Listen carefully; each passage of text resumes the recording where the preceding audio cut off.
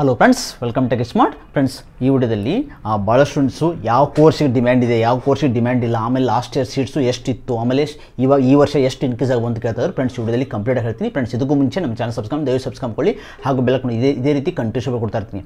Friends, ನಿಮಗೆಲ್ಲ ಗೊತ್ತಾಗೆ ಈಗ ಏನಾಗಿದೆ ಅಂದರೆ ಲಾಸ್ಟ್ ಇಯರು ಕೆಲವೊಂದು ಕೋರ್ಸ್ಗೆ ಡಿಮ್ಯಾಂಡೇ ಇಲ್ಲ, ಲೈಕ್ ಸಿವಿಲ್, ಮೆಕ್ಯಾನಿಕಲ್, ಅದು ಎಷ್ಟು% ಅಂತ ಹೇಳ್ತೀನಿ ನಿಮಗೆ. ಆದರೆ ಏನಾಗಿದೆ ಅಂದರೆ ಸ್ಟೂಡೆಂಟ್ ಏನು ಮಾಡ್ತಾ ಇದ್ದಾರೆ, ಟಾಪ್ ಕಾಲೇಜಸಲ್ಲಿ ಅಥವಾ ಟಾಪ್ 50, ಟಾಪ್ 30 ಕಾಲೇಜಸಲ್ಲೇ ಅಲ್ಲಿ ಸಿಕ್ಕರೆ ಹೋಗ್ತಾ ಇದ್ದಾರೆ, ಇಲ್ಲ ಹೋಗ್ತಾ ಇಲ್ಲ. ಮತ್ತು ಕೆಲವೊಂದು ಕೋರ್ಸ್ಗಳಿಗೆ ಬೇಡಿಕೆನೇ ಕಡಿಮೆ ಆಗಿದೆ, ಯಾಕಂದರೆ ಅದು ಫ್ಯೂಚರ್ ಇಲ್ಲ ಅಂತ ಯೋಚನೆ ಮಾಡ್ತಾ ಇದ್ದಾರೆ. ಬಟ್ ಫ್ಯೂಚರ್ ನೋಡ್ತಾ ಇಲ್ಲ ಅವರು, ಪ್ರೆಸೆಂಟ್ಲಿ ಅಂತೂ ಯಾರೋ ತೊಗೊಂಡಿರ್ತಾರೆ, ಅದು ನೋಡ್ಕೊಂಡ್ಬಿಟ್ಟು ಆ ಮೀಡಿಯಂ ಕಾಲೇಜು, ಲೋ ಕಾಲೇಜಸ್ಗೆಲ್ಲ ಹೋಗ್ತಾ ಇಲ್ಲ. ಆಮೇಲೆ ಕೆಲವೊಂದು ಕೋರ್ಸೇ ಮಾಡ್ತಾ ಇಲ್ಲ. ಆಮೇಲೆ ಕಾಲೇಜವ್ರು ಏನು ಮಾಡಿದ್ದಾರೆ ಅಂದರೆ ಕೆಲವೊಂದು ಕೋರ್ಸ್ನ ರಿಮೂವ್ ಮಾಡಿದ್ದಾರೆ, like mechanical, civil. Okay friends, last year data ನೋಡೋದಾದರೆ ಟೋಟಲ್ ನಿಮಗೆ 13,000 ಸೀಟ್ಸು ಖಾಲಿ ಇತ್ತು. ಟೋಟಲ್ ಸೀಟ್ಸು 13,089 ಸೀಟ್ಸು ಖಾಲಿ ಇತ್ತು. ಆಫ್ಟರ್ ಥರ್ಡ್ ರೌಂಡ್ ಆದಮೇಲೆ ಉಳಿದಿತ್ತು ಇಷ್ಟು. ಲಾಸ್ಟ್ ಇಯರ್ ಉಳಿದಿರೋ ಸೀಟ್ಸು ಎಲ್ಲ ಕಾಲೇಜಲ್ಲಿ different branches, like mechanical, civil, textile ಮತ್ತು ಡಿಫ್ರೆಂಟ್ ಸಪ್ರೇಟಾಗಿ ಇನ್ನೊಂದು ಬ್ರಾಂಚಸ್ ಇರುತ್ತಲ್ಲ, ಎಲ್ಲ ಬ್ರಾಂಚಸ್ ಸೇರಿ 13,000 ಖಾಲಿ ಇತ್ತು. ಅದರಲ್ಲಿ ನಿಮಗೆ ಟೋಟಲು ಡಾಟಾ ಸೈನ್ಸು 93% ಫಿಲ್ ಆಗಿತ್ತು ಟೋಟಲ್ ಸೀಟ್ಸಲ್ಲಿ, ಡಾಟಾ ಸೈನ್ಸು. ಅದೇ ರೀತಿ ಸಿವಿಲ್ಲು ಓನ್ಲಿ 47% ಫಿಲ್ ಆಗಿತ್ತು, ರಿಮೈನಿಂಗ್ ಎಲ್ಲ ಉಳಿದಿತ್ತು seats. After second extend round, ಏನು ಥರ್ಡ್ ರೌಂಡ್ ಅಂತಿರಲ್ಲ, ಆ ಥರ್ಡ್ ರೌಂಡ್ ಆದಮೇಲೆ ಇಷ್ಟು ಉಳಿದಿತ್ತು. ಅದೇ ರೀತಿ CS 99% ಫಿಲ್ ಆಗಿತ್ತು. ನೆಕ್ಸ್ಟು EC 95%, ಟೋಟಲ್ ಸೀಟ್ಸಲ್ಲಿ 95% ಫಿಲ್ ಆಗಿತ್ತು, ರಿಮೈನಿಂಗ್ ಉಳಿದಿತ್ತು. ನೆಕ್ಸ್ಟ್ ಎಲೆಕ್ಟ್ರಿಕಲ್ಲು 71% ಮಾತ್ರ ಫಿಲ್ ಆಗಿತ್ತು, ರಿಮೈನಿಂಗ್ ಉಳಿದಿತ್ತು. ಸೊ ಇದೆಲ್ಲ ಉಳಿದಿರೋದು ಏನಂದರೆ ಲೋ ಕಾಲೇಜಲ್ಲಿ ಇರುತ್ತಲ್ಲ, ಆ ಲೋ ಕಾಲೇಜಲ್ಲಿ ಕೆಲವರು ತೊಗೊಳ್ಳಲ್ಲ, ಆಮೇಲೆ ಕೆಲವೊಬ್ಬರು ಇಂಟ್ರೆಸ್ಟೇ ಇರಲ್ಲ, ಈ ಕೋರ್ಸ್ ಮೇಲೆ ಇಂಟ್ರೆಸ್ಟ್ ಇರಲ್ಲ, ಓನ್ಲಿ CS, IS, EC ತನಕ ಥಿಂಕ್ ಮಾಡ್ತವ್ರೆ. ಫ್ರೆಂಡ್ಸ್, ನೆಕ್ಸ್ಟ್ 4 ಇಯರ್ ಏನಾಗುತ್ತೆ ಅಂತ ಗೊತ್ತಿಲ್ಲ. ಆಮೇಲೆ ಇನ್ನೊಂದೇನೆಂದರೆ, ನೆಕ್ಸ್ಟ್ ಹೇಳ್ಬಿಡ್ತೀನಿ ಮುಗಿದ್ಮೇಲೆ, ಮೆಕ್ಯಾನಿಕಲ್ಲು ಓನ್ಲಿ 21% ಫಿಲ್ ಆಗಿತ್ತು, ರಿಮೈನಿಂಗ್ ಎಲ್ಲ 79% ಏನಿದೆಯಲ್ಲ 79% ಹಾಗೆ ಖಾಲಿ ಉಳಿದಿತ್ತು ಮೆಕ್ಯಾನಿಕಲ್ ಬ್ರಾಂಚಸ್ಗೆ. ಅದಕ್ಕೋಸ್ಕರ ಕೆಲವೊಂದು ಕಾಲೇಜಲ್ಲಿ ರಿಮೂವ್ ಕೂಡ ಮಾಡ್ತಾ ಇದ್ದಾರೆ, ಟಾಪ್ ಕಾಲೇಜಲ್ಲಿ ಇಟ್ಕೊಂಡಿದ್ದಾರೆ, ಕೆಲವೊಂದು ಕಾಲೇಜಲ್ಲಿ ರಿಮೂವ್ ಕೂಡ ಮಾಡ್ತಾ ಇದ್ದಾರೆ. ಓಕೆ, ಬಟ್ ಫ್ರೆಂಡ್ಸ್, ಇದು ಯಾಕೆ ಆಗ್ತಾಯಿದೆ ಅಂದರೆ ಸ್ಟೂಡೆಂಟಿಗೆ ಈಗ ಸ್ಟೂಡೆಂಟು ಏನು ಒಂದು ಬ್ರ್ಯಾಂಚ್ ನೋಡಿದ್ರೆ ಆ ಬ್ರ್ಯಾಂಚೇ ಓಡುತ್ತೆ, ಆ ಬ್ರ್ಯಾಂಚೇ ಫುಲ್ ಫ್ಯೂಚರ್ ಇದೆ ಅಂತ ಅದನ್ನೇ ಮಾಡ್ತಾರೆ ಎಲ್ಲರೂ. ನೆಕ್ಸ್ಟ್ ಏನಾಗುತ್ತೆ 4 ಇಯರ್ಗೆ ಏನು ಹೇಳಕ್ಕೆ ಬರಲ್ಲ, ಯಾಕಂದ್ರೆ next 4 year okay mechanical industry boom ಆಗ್ಬೋದು, ಅಥವಾ next electrical industry, civil industry boom ಆಗ್ಬೋದು. ಬಟ್ ಸ್ಟೂಡೆಂಟು ಕ್ವಿಕ್ ಜಾಬ್ ಸಿಗುತ್ತೆ, ಮತ್ತು ಅವ್ರ ಸೀನಿಯರ್ಸು ಹೇಳ್ತಾರೆ, ಅದು ರಿಯಾಲಿಟಿನೂ ಇದೆ. ಯಾಕಂದರೆ ಈಗ ನೋಡಿ, ಮೆಕ್ಯಾನಿಕಲ್ ಮಾಡಿದವರು ಮತ್ತು ಅಲ್ಲಿ ಅಲ್ಲಿ ಜಾಬ್ ಆಗ್ಲಾಗೇ CS ಶಿಫ್ಟ್ ಆಗ್ತಾರೆ, ಕಡಿಮೆ ಬಟ್ ಆಗ್ತಾಯಿದ್ರೆ ಇನ್ ಕೇಸ್ ಸೀಟ್ ಸಿಗಲ್ಲ, ಯಾಕಂದ್ರೆ ಕ್ವಿಕ್ ಜಾಬ್ ಬೇಕು ಇಲ್ಲಿ. ಬಟ್ ಈಗ ಎಲ್ಲನೂ ಏನಾಗಿದೆ ಅಂದರೆ ಎಲ್ಲ ಬ್ರಾಂಚವರು ಸಾಫ್ಟ್ವೇರ್ ಫೀಲ್ಡ್ ಆಗೋದ್ರೆ ಸಾಫ್ಟ್ವೇರ್ ಕಾಂಪಿಟೇಷನ್ ಹೆವಿ ಇದೆ.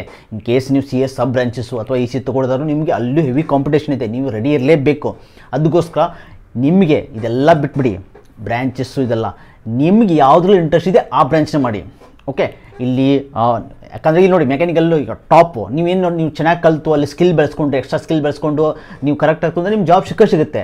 But the thing is depend upon ನಿಮ್ಮ ಮೇಲೆ, ನೀವು ಯಾವ ಥರ ಸ್ಕಿಲ್ನ ಬೆಳೆಸ್ಕೊತೀರಿ. ಯಾಕಂದರೆ ನಿಮಗೆ ಕಾಲೇಜಲ್ಲಿ ಗೊತ್ತಾ, ಕಾಲೇಜಲ್ಲಿ ನಿಮಗೆ ಜಸ್ಟ್ ಫಾರ್ ನಿಮ್ಮಲ್ಲಿ ಪರ್ಸೆಂಟೇಜ್ ಮಾಡ್ಕೊಳ್ಳೋಕ್ಕೆ, ಅದು ಬಿಟ್ಟು ನೀವು ಎಕ್ಸ್ಟ್ರಾ ಸ್ಕಿಲ್ ಏನು ಮಾಡ್ತಿರಲ್ಲ ಅದು ಇಂಪಾರ್ಟೆಂಟು. ಫಸ್ಟ್ ಇಯರಿಂದ ಏನು ಸ್ಕಿಲ್ ಕಲಿತಾರಲ್ಲ ಅದೇ ನಿಮಗೆ ಜಾಬಿಗೆ ಹೆಲ್ಪ್ ಆಗೋದು. ನಿಮ್ಮ ಕಾಲೇಜಲ್ಲಿ ಏನು ಕಲಿಸಿದ್ದು ಅದು ಎಷ್ಟು, ಅದು ಸಿಲೆಬಸ್ ಏನು ಗೊತ್ತಾ, ಅಲ್ಲಿ ಥಿಯರಿ ಸಬ್ಜೆಕ್ಟ್ಸು, ಪ್ರಾಕ್ಟಿಕಲ್ ನಿಮಗೆ 20% ಇರುತ್ತೆ, 80% ಥಿಯರಿ. ಸೊ ಕಂಪ್ನಿಗೆ ಏನು ಬೇಕಂತ ಅಲ್ಲಿ ಕಾಲೇಜಲ್ಲಿ ಕಲಿಸಲ್ಲ, ನಿಮ್ಗೆ ಒಂದು 30% ಕಲಿಸ್ತಾರೆ, ನಿಮ್ಗೆ ಇನ್ನು 70% ನೀವು ಎಕ್ಸ್ಟ್ರಾ ಕಲಿಯಬೇಕಂದ್ರೆ ಏನು, ಎಕ್ಸ್ಟ್ರಾ ಸ್ಕಿಲ್ ಬೆಳೆಸ್ಕೋಬೇಕು. ಎಕ್ಸ್ಟ್ರಾ ಸ್ಕಿಲ್ ಅಂದರೆ ಫಾರ್ ಎಕ್ಸಾಂಪಲ್ CS ಅದ, ನೀವು ಕೋಡಿಂಗು ಸಪ್ರೇಟಾಗಿ ಕೋರ್ಸ್ ಮಾಡಿಕೊಂಡು ಕೋಡಿಂಗ್ ಬಗ್ಗೆ ಹೆವಿ ನಾಲೆಜ್ ತೊಗೋಬೇಕು ಬಿಫೋರ್ ಫೈನಲ್ ಇಯರು. ಪ್ಲೇಸ್ಮೆಂಟ್ ಬಂದರೆ ಪ್ಲೇಸ್ಮೆಂಟ್ ಬಿಡಬಾರ್ದು, ಅಲ್ಲಿ ಕಾಲೇಜಲ್ಲಿ ರೆಡಿ ಆಗಬೇಕು. ಎನಿ ಕಂಡೀಷನ್ ನಿಮ್ಮ ಸೀನಿಯರ್ ಕೇಳಿ ಗೊತ್ತಾಗುತ್ತೆ, ಆಲ್ರೆಡಿ ಅವ್ರು ಅನುಭವಿಸಿರ್ತಾರೆ. ಈಗ ಜಾಬ್ ಇಲ್ಲದೆ ಈಗ ನೆಕ್ಸ್ಟ್ ನೋಡಿ ಬರ್ತಾರೆ, ಹೊರಗಡೆ ಕೋರ್ಸ್ ಮಾಡ್ಕೊಂಡು ಕೂತ್ಕೋರೆ, ಅಲ್ಲಿ ಕೋರ್ಸಲ್ಲಿ 45-50 ಸಾವಿರ ಕೊಡಬೇಕು ನೀವು, ಅಲ್ಲಿ ಕೊಟ್ಟರೆ ಜಾಬ್ ಸಿಗುತ್ತೆ, ಅಲ್ಲಿ ಗ್ಯಾರಂಟಿ ಇಲ್ಲ, ಅವ್ರು 100% ಪ್ಲೇಸ್ಮೆಂಟ್ ಅಂತ ಹೇಳ್ತಾರೆ. ಇದೆಲ್ಲ ನಡೀತದೆ, ನಿಮ್ಮ ಸೀನಿಯರ್ ಕೇಳಿ ಗೊತ್ತಾಗುತ್ತೆ, ನಾನು ಹೇಳೋಕ್ಕಿಂತ ನಿಮ್ಗೆ ಸೀನಿಯರ್ ಕೇಳಿ ಗೊತ್ತಾಗುತ್ತೆ. ಯಾರು ಫೈನಲ್ ಇಯರ್ ಒಳಗಡೆ ಎಲ್ಲ ರೆಡಿ ಮಾಡ್ಕೊಂಡಿರ್ತಾರೆ ಜಾಬ್ಗೆ, ಅವ್ರಿಗೆ ಜಾಬ್ ಸಿಗೋ ಚಾನ್ಸ್ ಇರುತ್ತೆ. ಆಮೇಲೆ ನೀವು ಭಾಳ ಸ್ಟೂಡೆಂಟ್ಸ್ ಏನು ತಿಳಿಯಕ್ಕೆ ತಿಂತಾರೆ, ಫಸ್ಟ್ BE ಮುಗಿಸೋಣ, ಪರ್ಸೆಂಟೇಜ್ ಮಾಡ್ಕೊಂಡು 8 CGPA 9 CGPA ಮಾಡ್ಕೊಂಡು ಆಮೇಲೆ ನೋಡೋಣ ಯೋಚನೆ ಮಾಡೋಣ ಅಂತ ಭಾಳ ಸ್ಟೂಡೆಂಟ್ಸ್ ಥಿಂಕ್ ಮಾಡೋದು ಹಿಂಗೆ. ಫ್ರೆಂಡ್ಸ್, ಅನುಭವಿಸ್ತೀರಾ, ನಿಮ್ಗೆ ಗೊತ್ತಾಗುತ್ತೆ. ಆಲ್ರೆಡಿ ನಿಮ್ಮ ಸೀನಿಯರ್ಸು ಈಗ ಆಲ್ರೆಡಿ ಪಾಸ್ ಅದನ್ನು ಕೇಳಿ, ನೀವು ಯಾರಾದ್ರೂ ಪಾಸ್ ಅವ್ರನ್ನ ಕೇಳಿ ಏನು ನಡೀತಾ ಇದೆ ಅಂತ.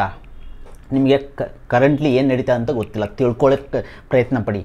ನೀವು ಸ್ಟಾರ್ಟಿಂಗಿಂದ ಹಿಡಿದು ಫೈನಲ್ ಇಯರ್ ಒಳಗಡೆ ಎಲ್ಲ ರೆಡಿ ಮಾಡ್ಕೋಬೇಕು, ಏನೇನಿದೆ ಜಾಬ್ಗೆ ಏನು ಬೇಕು. ಯಾಕಂದರೆ ಇನ್ನು 4 ಇಯರಲ್ಲಿ ನಿಮ್ಗೆ ಗೊತ್ತು, ಇವಾಗ ಹಿಂಗಿದೆ, ಎಷ್ಟು ಡೆವಲಪ್ ಇದೆ, AI ಬಂದು ಎಷ್ಟು ಡೆವಲಪ್ ಆಗಿದೆ. ಇನ್ನು 4 ಇಯರ್ಗೆ ಯಾವ ಥರ ಇರುತ್ತೆ, 4 ಇಯರ್ಗೆ ಯಾವ ಥರ ಕಾಂಪಿಟೇಷನ್ ಇರುತ್ತೆ ನಿಮ್ಗೆ ಇನ್ನೂ ಗೊತ್ತಿಲ್ಲ. ಆ ಲೆವೆಲ್ ನೀವು ರೆಡಿ ಆಗಬೇಕು. ಮತ್ತು ಇನ್ನೊಂದು ಗೊತ್ತಾ, ಜಾಬ್ಸು ಮಾರ್ಕೆಟಲ್ಲಿ ಇದೆ, ಆದರೆ ಸ್ಕಿಲ್ಡ್ ಇಂಜಿನಿಯರ್ ಸಿಗ್ತಾ ಇಲ್ಲ ಅವ್ರಿಗೆ ಕಂಪ್ನೀಸ್ಗೆ. ಈಗ ನೋಡಿ ನಮ್ಮದು ಕಂಪ್ನಿ ಸಾಫ್ಟ್ವೇರ್ ಕಂಪ್ನಿ, ನಾವೆಲ್ಲ ಇಂಟರ್ವ್ಯೂ ತೊಗೊತಿರ್ತೀವಿ, ಅಲ್ಲಿ ಇಂಟರ್ವ್ಯೂ ಸ್ಕಿಲ್ಡ್ ಇಂಜಿನಿಯರ್ ಇಲ್ಲ, ಅವರು ಥೇರಿ ಮಾಡ್ಕೊಂಡು ಬಂದಿರ್ತಾರೆ. ನಮ್ಗೆ ಕಂಪ್ನೀಸ್ಗೆಲ್ಲ ಪ್ರಾಕ್ಟಿಕಲ್ ಬೇಕು. ಓಕೆ, ನೀವು ಪ್ರಾಕ್ಟಿಕಲ್ ಯಾವ ಥರ ಥಿಂಕ್ ಮಾಡ್ಕೊಂಡು ಯಾವ ಥರ ಸಾಫ್ಟ್ವೇರ್ ಡೆವಲಪ್ ಮಾಡ್ತಾರೆ ಆ ಥರ ಹೆಚ್ಚು ಮಾಡ್ತೀವಿ. ಈಗ ನಮ್ಮದು ಸಾಫ್ಟ್ವೇರ್ ಕಂಪ್ನಿ, ನಾವು ಆ ಥರ ಇಂಟರ್ವ್ಯೂ ತೊಗೊತಿರ್ತೀವಿ, ಗೊತ್ತಾಗುತ್ತೆ ನಿಮಗೆ ಸ್ಟೂಡೆಂಟ್ ಯಾವ ಥರ ಇದೆ ಅಂತ. ಅದಕ್ಕೋಸ್ಕರ ನೀವು ಥಿಂಕ್ ಮಾಡಿಕೊಂಡು, ಟೈಮ್ ಇದೆ ಇನ್ನೂ 1.5 ಮಂತ್ ಇದೆ, ಆರಾಮ್ಸೆ ಟೈಮ್ ಥಿಂಕ್ ಮಾಡ್ಕೊಂಡು ಯಾವ ಬ್ರಾಂಚ್ ಮಾಡ್ಕೊಂಡ್ರೆ ನಾವು ಯಾವ ರೀತಿ ಟಾರ್ಗೆಟ್ ಮಾಡಬೇಕು, ಫಸ್ಟ್ ಸೆಮಿಸ್ಟ್ರಿಂದ ನಮ್ಮ 6th ಸೆಮಿಸ್ಟರ್ ಒಳಗಡೆ ಯಾವ ರೀತಿ ಟಾರ್ಗೆಟ್ ಮಾಡಬೇಕು ಟು ಗೆಟ್ ದ ಜಾಬ್. ಯಾಕಂದರೆ ಈಗ ನೋಡಿ ಕೆಲವೊಂದು ಕಾಲೇಜಲ್ಲಿ ಪ್ಲೇಸ್ಮೆಂಟ್ಸ್ ಕಡಿಮೆ ಬರುತ್ತೆ, ಆ ಕಡಿಮೆ ಬಂದಲ್ಲಿ ಬಿಡಬಾರ್ದು ನೀವು. ಎಲ್ಲರಿಗೂ ಟಾಪ್ ಕಾಲೇಜ್ ಅಂತೂ ಸಿಗಲ್ಲ, ಅಲ್ಲಿ 100% ಪ್ಲೇಸ್ಮೆಂಟು 90% ಅಲ್ಲಿ ಬಂದು ಕಂಪ್ನೀಸು ಜಾಸ್ತಿ ಬರ್ತವೆ. ಆದರೆ ಮೀಡಿಯಂ ಕಾಲೇಜಲ್ಲಿ ಸ್ವಲ್ಪ ಕಂಪ್ನಿ ಬರ್ತಲ್ಲ, ಆ ಕಂಪ್ನೀಸ್ ಬಿಡಬಾರ್ದು ನೀವು.